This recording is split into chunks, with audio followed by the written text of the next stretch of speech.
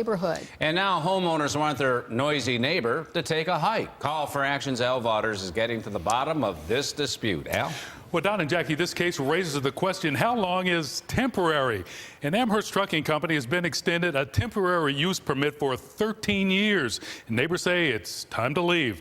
The company says it's entitled to stay by virtue of a grandfather clause. When Joe Palmieri and Melanie Smith bought their home in Amherst, they thought the trucking company next door was only there temporarily. The noise, they start very early in the morning. But the couple soon learned the temporary use permit for Millar Enterprises on properties owned as agricultural gets renewed every 2 years. It's very loud. It shakes our house.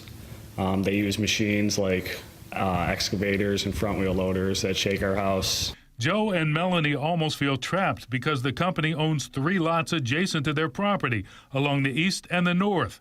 And this video Joe shot with his smartphone gives a glimpse of what it's like for them 6 days a week. The couple is baffled, and they say their neighbors are too. How it's gone on this long and how it's even here in the first place, and that nobody's really done anything about it. But we're here to stand up, and we want our neighborhood back. Terry Amino has been living down the road from the trucking company for 27 years. The trucks come up, they rattle your house. I mean, I lived in a 164-year-old house until we moved here, and that house would shake. The dust is unbelievable.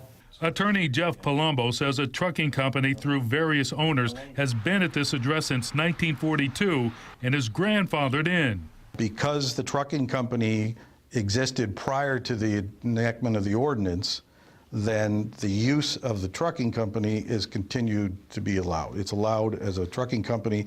The change of ownership doesn't mean anything. It's the use of the property.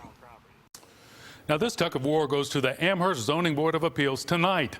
Joe and Melanie say they've handed the board a petition with 27 signatures opposing another temporary permit. But is the future of the trucking company really at stake? We'll have more on that coming up at 6. Al Vaughters.